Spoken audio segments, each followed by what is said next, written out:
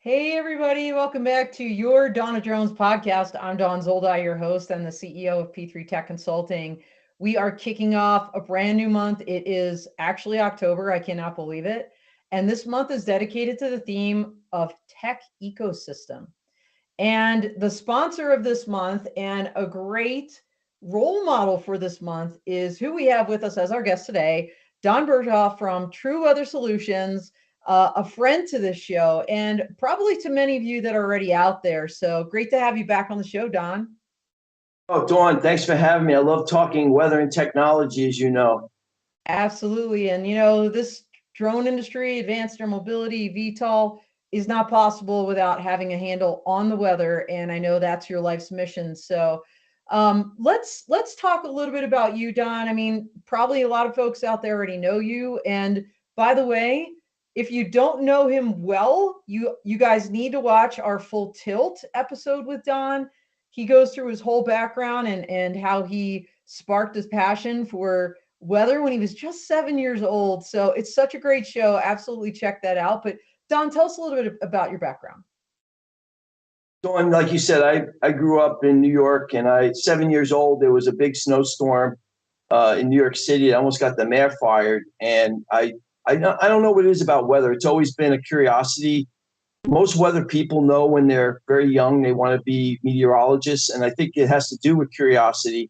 But I started then, and I just got my degree in meteorology and joined the Air Force and got to do some really fun things in the Air Force, right? I mean, really applying weather intelligence to mission execution and really effectiveness of delivering the capabilities that the military needed. Weather is so weather sensitive, all the operations. Got to run an Air Force base. So the cool thing was I got to run an Air Force base and a logistics base and be a weather person. I have some really great stories about how I kept the base open because I understood the weather and I understood the operations. In most cases, it would have been shut down. We had 12 inches of snow in 5 hours and we kept it up.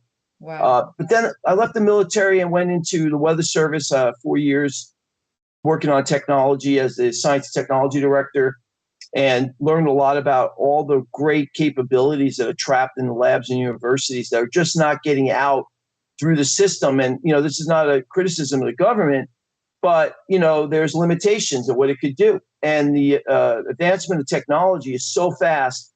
We've come to depend on the government for all our weather for so many years. But the challenge now is we've got to get more public-private partnerships going. We got to unleash this power. And I saw all that technology. So I left the CERT government and went in and started my own company in 2015 with the whole idea that we were going to unlock the power of science and technology. We're going to get this data and this capabilities directly to commercialization, and we weren't going to have to depend on the government as a choke point to get it through. And I think that I've always said and that I think the weather industry is underperforming in the economy, and it's not because people aren't working hard. It's not because we don't have really smart people. It's because the system really is built in a way that doesn't allow us to get out this stuff quickly enough, this new technology. And so what I want to do is get our performance to match what the requirements are. And we picked this industry because it's so weather sensitive. And it's the best business case ever for justifying expenditure in new infrastructure for micro weather, because the industry is going to need it. Yeah, absolutely. We're going to get more in the problem statement. And of course, we're going to talk right now about your company. And we've got a quick video to roll. So let's roll that.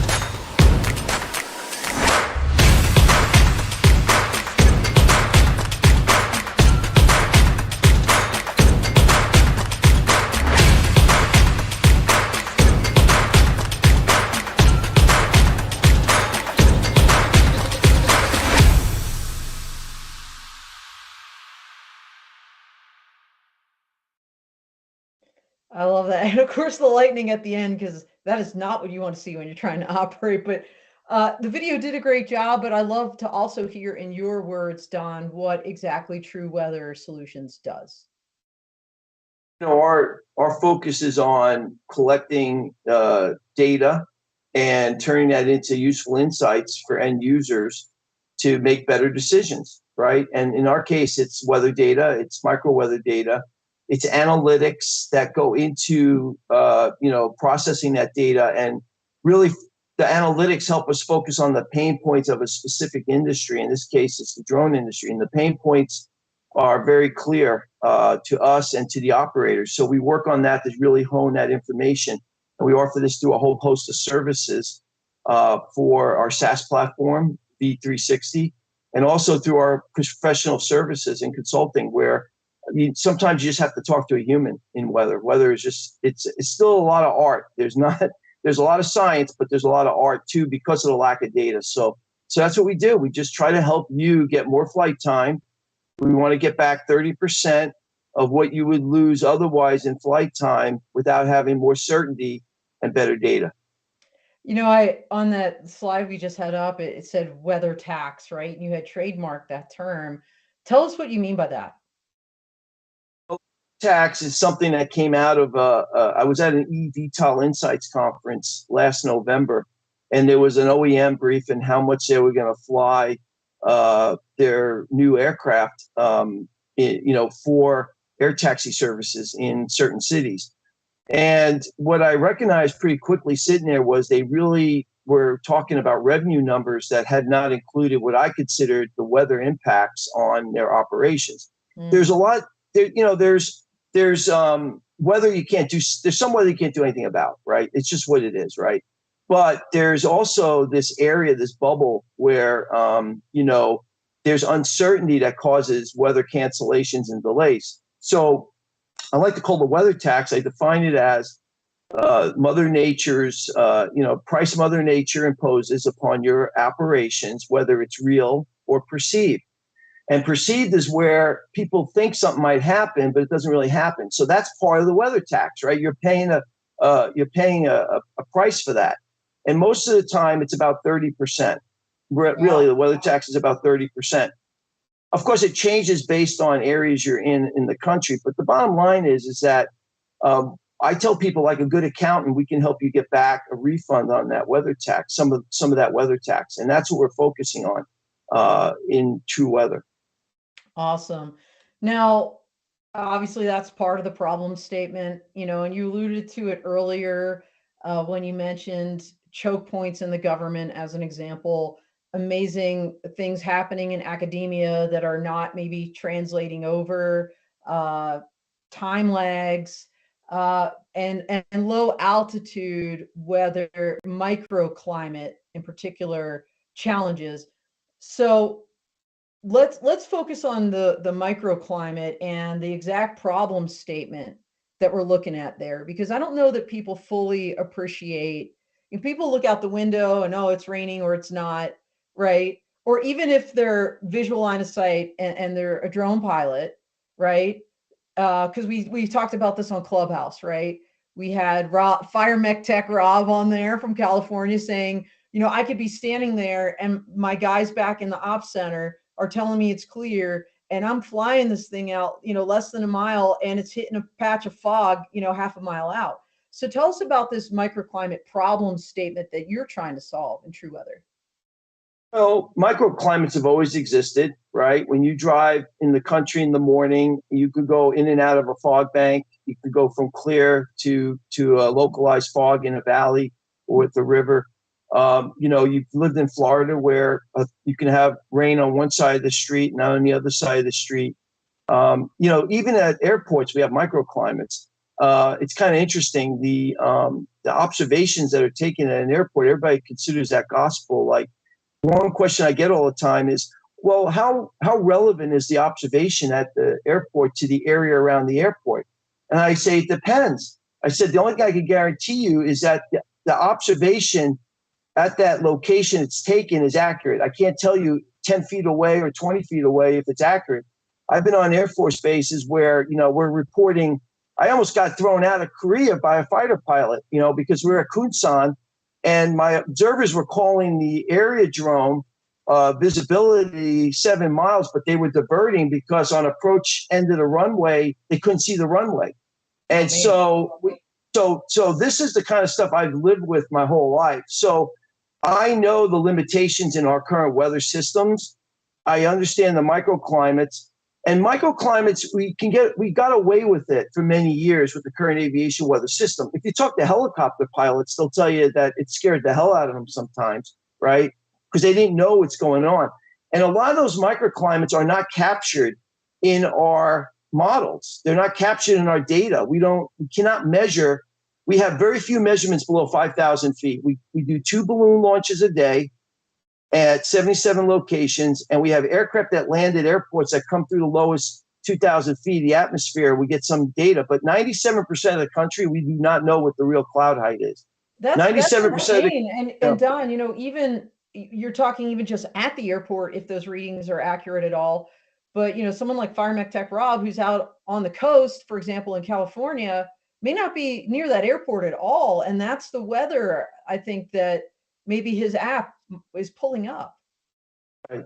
So a lot of folks are canceling missions because they want to follow the rules, and I credit them for that. And I think it's good that you are following the rules. But when you're 10 miles away from an airport and it's reporting a 300-foot ceiling, and you're outside and your ceiling is maybe 800 feet, but you don't know that because nobody can really determine that without measurements. Even weather observers can't. You're grounding yourself when you could fly. And the bottom line is if we could get some more sensors in these areas, one of the ideas I have for municipalities is you put an $80,000 census suite package in the municipality, and you could cover the winds aloft. You can get the cloud height, you can get the visibility, you get that all integrated into a one-stop shop and turn that back around. Now you have real data. You're not depending on a METAR 20 miles away or a model that's not going to pick up that local microclimate, because models can't pick up something you can't measure. And we're not measuring a lot. And so the models are based on estimates, and they're using that airport observation, which is 300 feet, in their model. So now you have an error 20 miles away because the model can't know what it doesn't know. And I think we've gotten away a lot with the microclimate problem because there's pilots on airplanes. And, honestly, we would not be flying if there was no pilots, because they're the best weather sensor we have. And they are the ones that pick up heuristics, and that over time they pick up patterns. And they're actually a thinking component of the weather system on that aircraft. Now you take the pilot off, everything's unknowable beyond visual line of sight. Now, that's not to say we shouldn't be flying. I'm not trying to scare anybody here. I want to help solve the problem. And you're going to run into this problem anyway, whether I tell you about it and you want to deal with it or not, because you're eventually going to have an issue or an incident, and it's going to impact your risk management framework. And so what we want to do is get more certainty out there so we can open up the airspace and we understand what's happening to get you more flight time. And we've proven this in the Air Force, which we could talk about later, that this works, right? This is what we did in the military. Well, it comes down to, like you said, having additional sensors and monitoring the area. You just mentioned maybe a municipality $30,000 package or whatever. How do you obtain the superior weather data? Well, the only way you can obtain superior weather data is by having the infrastructure to collect it, right? So keep in mind that satellites are great. They've done amazing things for our predictability. It's almost a marvel of science that we could forecast a hurricane is going to form over the Atlantic in 7 days in advance. It really is. But that's at the macro scale. And the satellites do not help us in the micro scale forecast. They can't see through the atmosphere. So what we have is a big data gap that we have to fill. And the only way you're going to fill it is with sensors. And superior data comes from better data, better sensors. And that's what we're working on in TruWeather. We have the NASA test bed down in Hampton. We've got 2 scanning wind lidars. So a lidar can see dirt and dust, laser. It can track the Doppler movement and the speed and the wind speed. So we see the winds up to 6,000 feet in a 20-kilometer area when the weather conditions allow it. And that's how you get superior data. You get a volume of wind data. Today, the models, which are, again, I want to emphasize how amazing they are for what they do, but our models can't tell you exactly what the winds are at 300 feet. We see errors of 50%. I fly the Meteor drone, and I'm shocked at sometimes how much the models are off. That impacts your battery power, distance you can fly, your weight, uh, hitting your waypoints on a BB loss to make sure you're on time for your deconfliction. I can go on. And now we have to get into the microclimate data sets in order, because this system that we're building for drones requires that level of fidelity. And if you don't have a pilot, how do you get that level of fidelity? Well, it does. And, Don, something I learned actually, because John McBride from Altel was in your clubhouse, was saying with the the VTOL drones, his Right. Dragonfish, Right. that those winds could cause a catastrophic operational Right. failure if they're Right. pushing down. So at the wrong time. So, just very significant. By the way, Chris Janiseth has a great question out here. So I want to ask that. Chris is a super fan. So are you deploying more of the same sensors at a lower altitude to get data, or is there new technology being used to collect? I mean, I think your picture, the slide that we had up, had some images of some of these sensors, but are they new? Can you answer his question? No, we don't. TruWeather, we believe strongly in the definition of insanity, which is you try to do the same thing over and over again and try to get a different result. That's what we've been trying to do in aviation weather for years. We're trying to use the same kind of sensors. They're expensive. They're really not getting the job done, even for general aviation and helicopters. No, we're using new sensors. We're using advanced technology. That's what I was talking about earlier, is that we're unlocking this technology that hasn't gotten into aviation weather system because of various reasons. And one of them is regulations, which we'll talk about later. We're also working on fixing that regulatory issue to allow us to use these other sensors in operations for aviation decisions. So no, this is all new, cutting edge, and we've built a platform specifically to solve this problem. And we started it 5 or 6 years ago because we knew it was going to take a while for us to get this thing off and running, but we also knew we had to change the rules.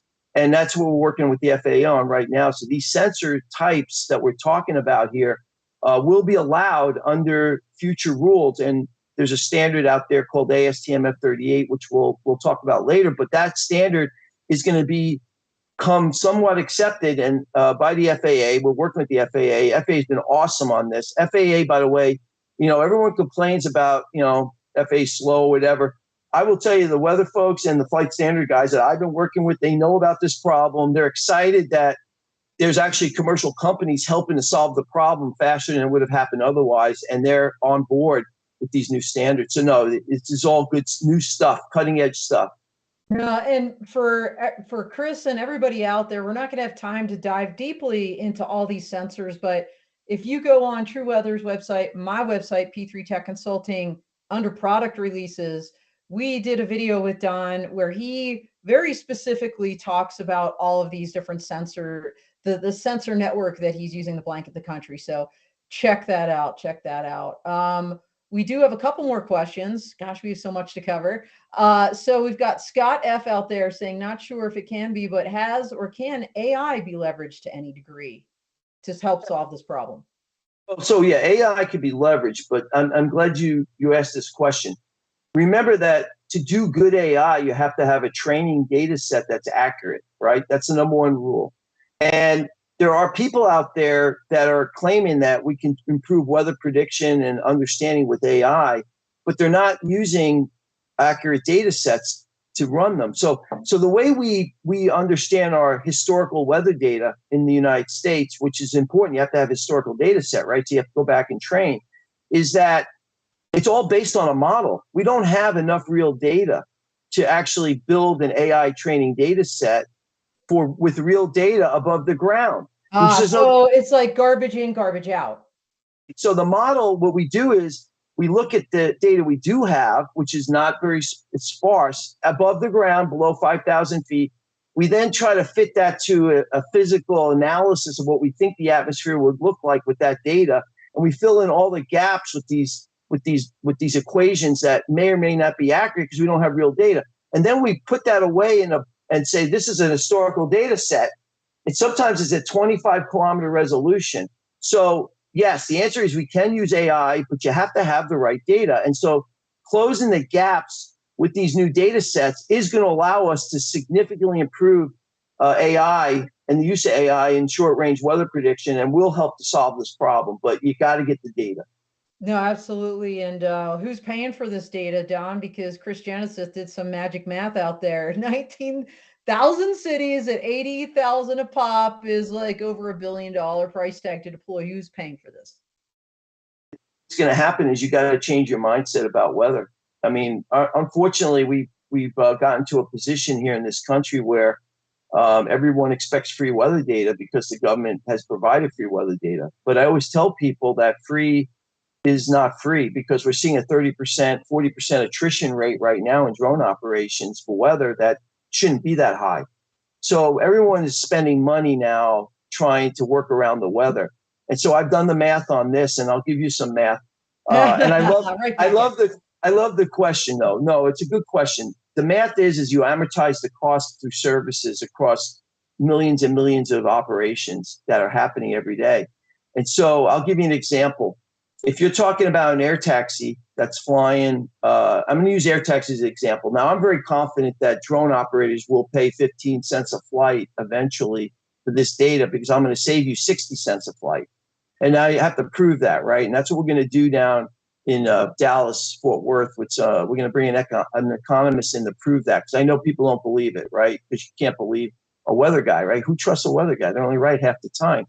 But on the air taxi thing, let me give you an example. So if you're flying eight missions a day or 30 missions a day, and you're trying to get from LAX out to some suburban area to vertiport, and I know the weather tax is going to be 30%. I know this, and you think that you're going to generate $5 million a year in revenue with that aircraft. I could tell you that I'm confident you're going to generate 3.5 million.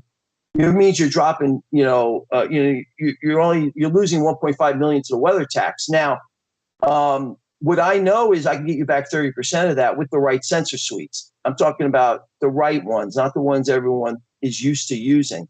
And if I could get you back $500,000 per aircraft a year because of better weather data for revenue, how much are you willing to pay for that, right? So my argument is, if I go to your CFO and I say, I'll sell you a package of services for that one aircraft for $100,000 a year, and I'll save you $500,000. That's a no-brainer, right? If I walk into any company and I offer that kind of deal, who's not going to take that deal? Well, that's what we're talking about here. And that money is going to pay for the infrastructure and the weather services that are going to be able to do this. Now, there'll be some areas that will have better coverage than others, because it's going to be like the cell phone tower services, right? You didn't put cell phone towers where people didn't have cell phones, right? So we're going to focus the energy around the highest density areas where the business case justifies it.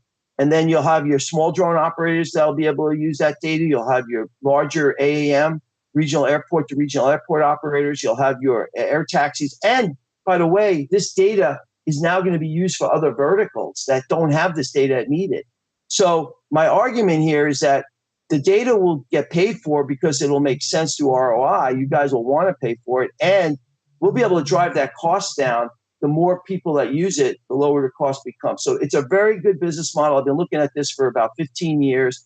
I know the government can't pay for it, but if local municipalities buy a sensor or a couple of sensors, they can actually resell that data through us. Also, they can have a cost collection from that, because the Weather Service will buy data from third-party providers, and I know how to get that into the system. So the business model is there. It's just complex for people to really get their head around.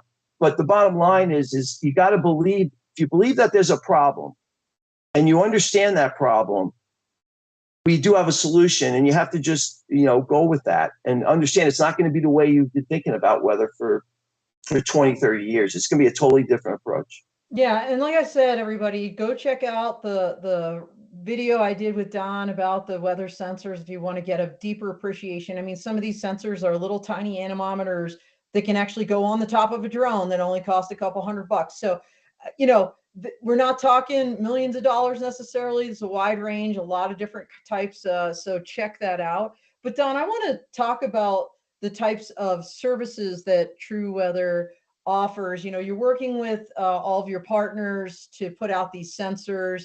And then, you know, what are you doing with this information? What kind of services are out there?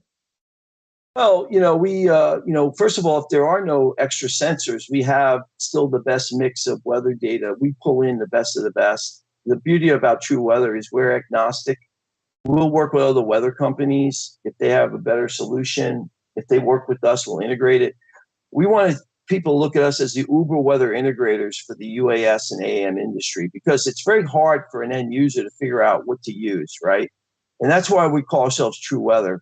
Honestly, it wasn't because we're more accurate, although we will be. It's because we're true to the science and we're true to the customer. And we'll tell you if something is not, if it's not worth the cost to do something for weather, because it's just not, not within the state of the science to do it. You know, people who say, I'm going to look at a weather app 10 days out and make a decision about whether I'm going to fly or not, that's ridiculous, right? We know that's going to change 50 times. I would never sell you that. I would tell you that don't do that, right? We're going to work with you to tell you what the state of science is, what's the right decision points to make certain decisions based on the science and based on what we know we can deliver. That's going to give you a reasonable opportunity of success. And so that's one thing we bring to our forecast weather services. We have live forecaster consulting. You guys, there are people who could talk to meteorologists if they decide that their business case justifies paying for an on-demand discussion. We also will do that sensor gap analyses and optimization. So we'll look at all the data that is available. We'll understand where the gaps are for the mission you want to fly. So every concept of operation is different. And anyone who thinks in the future that a weather provider is as simple as plugging in a data source from an API, they really don't understand. You're not going to get back your 30% on the weather tax. You're just going to continue to operate with the same weather challenges you have today and the same impacts to revenue. You have to bring money to the table in order to make money. And so the way to do that is you look at where your sensors are and not, and then we fill those gaps in. And some of these sensors are not very expensive, like Jordan was saying. We could get a $700 wind sensor on top of a tower, and that data is unimaginably better than what you're getting from your app today. And it's $700 for the sensor. So my point is there's very smart solutions here that can make people money that we can implement through our optimization. And then we integrate all that data and we bring it together in a single one-stop shop. And the key there is a lot of people like to shop for weather in the aviation business. Shopping for weather usually means they're trying to find somebody that tells them it's good. I don't know why you would do that. I mean, honestly, I think you would want to know what is bad, right? So you can do your risk management approach. But the bottom of the line is we're going to bring that end to end, and you're going to get a very simple insight, go, no go, using our mission cast, using our alerting, and all this data feeds that, and it makes it for a much better output and outcome. And so the product is called V360, and that's got the go, no go mission cast. And all of this sensor data, first of all, your system is sensor agnostic, is that right? Like, so you can plug and play with system other sensors, and it will go into your system, fuse that data. You then do an analysis, and on top of that, people can call a human being if they have additional questions. Yes. Okay. Yes. Yep. That's and the plug and play nature of our sensors is powerful. There's not many weather companies that could do scaling SaaS software as a service like we do.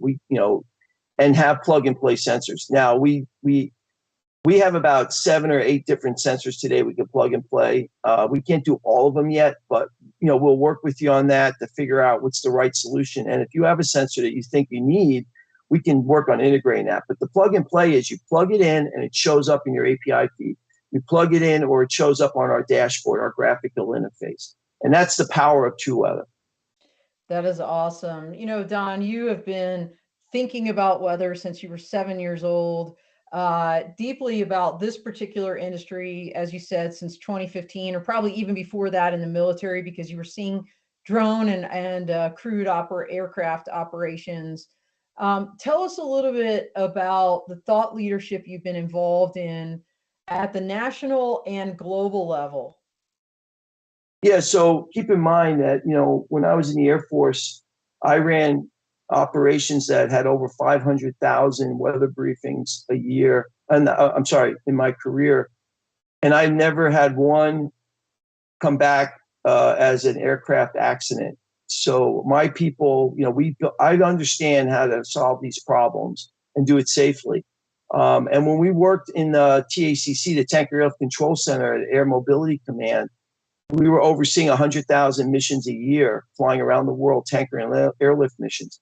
And they were averaging 5,000 weather delays a year when I got there in 2000. And then we built a risk management framework, a data performance standard type risk management framework that we sold to the two-star. And in 1 year, we cut the delays from 5,000 to 1,800 a year. We saved. Whoa. So that's what we're implementing in TruWeather. And to do that, though, we also recognize that these sensors that we want to get out, and it's not just TruWeather, by the way, anyone benefits from this. We have to change the standard. So I started getting heavily involved in some of the policy stuff in 2017 and 18. NASA and Deloitte were running a project up in LA, and I showed up, and they were developing the advanced air mobility ConOps for the future. The urban air, at the time we were calling it UAM, right? Urban air mobility. Yep. And so basically, to their credit, and again, I want to give NASA a lot of credit. NASA has really been reaching out to small businesses and the innovators out there and really trying to understand how they can get ahead of the challenges rather than react to them. And so to their credit, they allowed me to contribute to writing the UAM weather ConOps, which goes through all the stages, ULM 1, 2, 3, out to 2032, 2036. And I helped them lay out that roadmap in there for weather science and technology that I knew was available that could be quickly assimilated and integrated. And that's how we, today we're working on these projects and we're gaining data out at Hampton. And so we're understanding how to use this data now and get it out and make it scalable. And I've been working with NASA on that. And then also working with the FAA on how do we change the standard for weather. Today, you can only use approved sources, right, which are mostly government. That's what I was just going to ask you because, we're talking about changing the standard, but what's the concern with the standard we have today? Limited because it was written, most of the weather service, worst of aviation weather rules were really started in 1940s, right? And even a METAR, like why are we asking Part 107 pilots to go through the pain?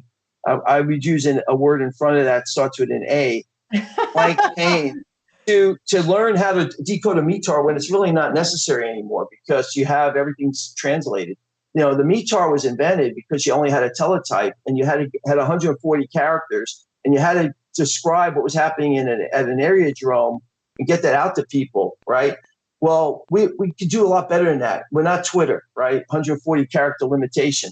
We could do other things. So that's where it starts. And then you can't, it's hard to change stuff, right? You only can use certified instruments that have gone through extensive certification and validation. And you kind of had a monopoly on ASOSs, and they drove the cost up, like they're 250. What's that acronym stand for, ASOS? Automated weather systems at airports, right? These are the weather systems. Thank you. So when I saw, helicopter pilots, their choice today at landing, they get a windsock or an ASOS. So it's either a windsock or a $500,000 piece of equipment. It's ridiculous, right? There's so many good sensors out there today. Sensor technology has advanced. So what I wanted to do is say, look, I have an idea, FAA. Let's look at how we can change the standard so we can make it a performance-based weather standard, and we can bring in these new sensor technologies as long as we know what data we're getting, where it's coming from, and how good it is. And there's ways to do that to quantify the standard, the accuracy of these data weather reports. We have a lot of techniques in meteorology that we can use to do nearest neighbor and checks and all this. Let's implement all this modern technology and science and let's change it. So to their credit, the FAA said, yes, we got to do this because we've been putting our head in the sand on weather for so many years, making believe there's not a problem.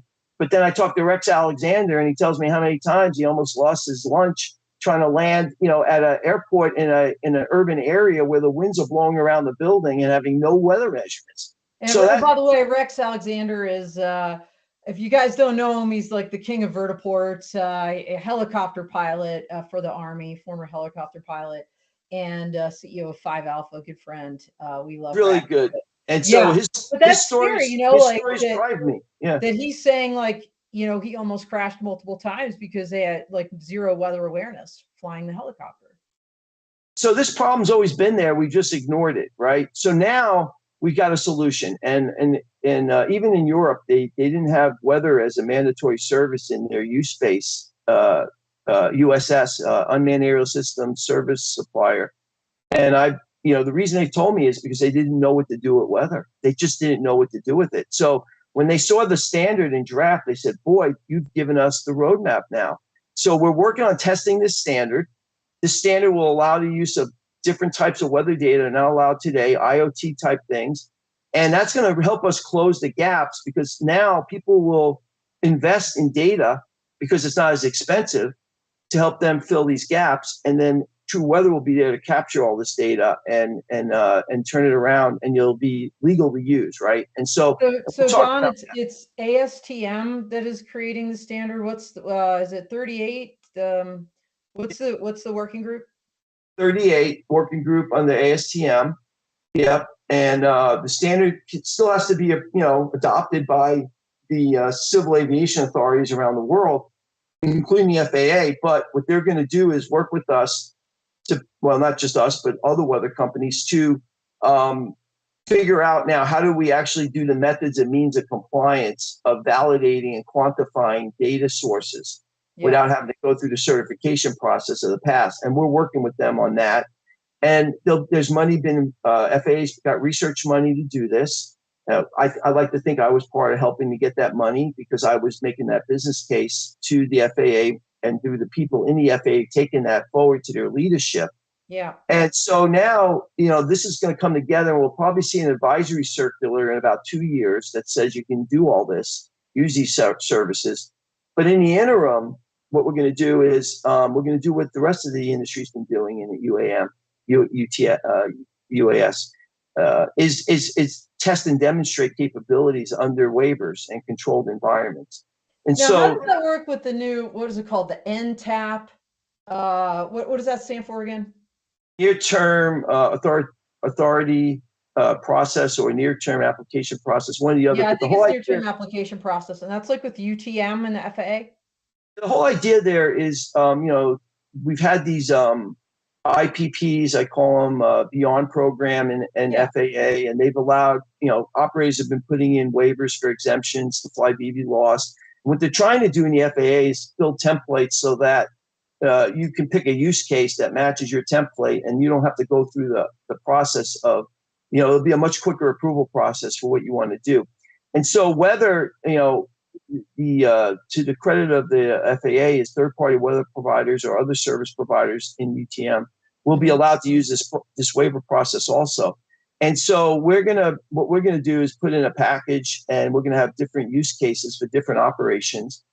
Drone delivery, surveillance, public safety, DFR, drone first responder, drone in a box, BVLOS. And we're going to put those in and say, here's the weather solutions that we want to test with this new standard and these new sensors. And then operators could use that under this waiver. And we would be able to start testing and demonstrating, getting data back to the FAA, right? This is how we're going to build the advisory circular. And so we're going to be able to use these technologies before the advisory circular, and it will be approved, and everyone will be able to take advantage of this before. And one more thing real quick. So we're going to be putting some sensors out in Fort Worth. NASA's funding us to put out another round of high-resolution sensors around Tarrant County. And as you know, the FAA key site is in that area. And there's operators and UTMs that are all going to be operating. I call it the sandbox for BVLOS. TruWeather will be bringing in this much better data and offering that up for free for several months, maybe 6 months, to operators under the key site through the NTAP. That's my plan. We got to get all that paperwork in, and we got to get it approved. But and then be able to test and validate some of this with their operations. So this is what we're planning on. Really is bringing this all together in Fort Worth. And hopefully that's going to lay the groundwork for scalability, right? We just start punching that around the country. And that's the goal. Yeah, the first time I heard about the Fort Worth, because again, everybody thinks, like you said, they think about the test sites. They think of the IVP and beyond locations, which were all officially approved. And, Dallas Fort Worth isn't one of those, but, they're going to be starting in December. And that's really exciting to see other states and other locations doing real world operations under these exemptions, pulling in data like your weather data to make this a reality. I think it's hugely important. I mean, hell, Europe's been doing this with U-Space for a while, right? Their Gulf of Finland trials, very Gulf of similar. Yep. Yeah. Yeah. And weather was called out in the Gulf of Finland. And by the way, they call them I always get corrected by a good friend of mine. Her name is Marilyn Pearson. She used to work for the FAA. Now she works for SAE. And she's been a real champion of this and helping me she's a Sherpa to keep me out of trouble. It's waivers, not exemptions. She would say waivers. Right there. No, words matter, and there's waivers, there's exemptions, there's deviations. Yeah. All in my drone law textbook, by the way. Chris Genesis has another question. We're not going to be able to get to this, but what I'm going to do is I'm going to hook you and Chris up offline so you can continue the conversation, because he's talking about some other non-weather use cases and whether your system can aggregate that data. But I'll let you guys have that conversation offline. What I want to talk about, because we only have about 3 minutes left, you've got so much going on. The Dallas Fort Worth thing is new. You've got Hampton Roads. You've got New Air. You've got Grand Sky, which we talked about on the Dawn of Drones last year with Tom Sawyer. With Tom from Grand Sky and the Meteo drone. Going all the way up. Gosh, I don't know if it's getting up to 16,000 feet. We got to 9,000. We got to 9,000, wow. And we're working to 16.9. But Tom, I want to give him a call out, man. He's doing amazing things at Grand Sky. Amazing. The guy, every day he awees me. He is, and I don't know if you're heading up to Grand Forks. Be next week. Next week, I'm not going to make it this year, but folks, if you've got the time and the inclination, I'd say head up to North Dakota. It's a great event, the UAS Summit every year. I want to ask you in the last couple minutes. So I want to call out Washington Airport in North Carolina and Earl. And what they've done is they've got one of the wind lidars out there, and they love it. And they've been a leader, and I want to call them out also. So Washington Airport, North Carolina. Very cool, awesome. So Don, in the few minutes we have left, anything new coming up? Any big announcements? And then, of course, please, at the end, let people know how they can reach you. Well, I think the announcement, really, I've kind of talked about a little bit today, is the Fort Worth project. We're very excited that we're going to be able to bring this amazingly high resolution data to the key site area. We're working with North Texas Council of Governors, Ernest Huffman, who's been a great advocate. Chris Ash out at Hillwood, and there's others out in that area. I always fail to remember who I forget to talk about. I want to talk about Choctaw and James Grimsley. That whole area there, they're running, they're really looking at putting in a corridor, right, from Fort Worth up to Choctaw, and we're in the middle of that, and I'm excited about it. And I think Fort Worth is the first anchor location that we are going to start laying in this heavier infrastructure and testing some of these concepts and proving that ROI that somebody brought up, which, by the way, I respect that. We got to prove it. And that's really the next big thing for us, really. And the NTAP and getting that NTAP approval, right? And things like that. No, that's great. And, I know it's James's vision with Choctaw to connect his area in Durant, Oklahoma, to that Dallas-Fort Worth area through air taxis and eVTOLs eventually. And everybody, if you have not visited the Choctaw hotel and casino in Durant, it is like ridiculous. I mean, I've been to Vegas a lot, and this casino like blew me away. And as I was by the way, fun fact, everybody, I've got a PBS special coming up in November on drones and eVTOL. Choctaw's on there. That's when I stayed there. And as me and the two PBS guys we're driving out, there's a sign that says tonight Journey. And I'm like, why are we leaving? Anyway, it is what it is. I'm a '90s hair band fan, '80s rock band fan, but You're a boomer. You're a boomer. yeah. So Don, we are at time. What a whirlwind this has been, as it always is with you. There's so much to talk about and cover. How do people reach out to you? Well, you get me at don.berchoff at trueweathersolutions.com. No E in True Weather, TRU. Also, you can check out True Weather on LinkedIn. Lisa Tinnis is doing a great job of getting out a lot of stuff there. You can reach us on a contact form at our website at trueweather.com, and Lisa will make sure we address that.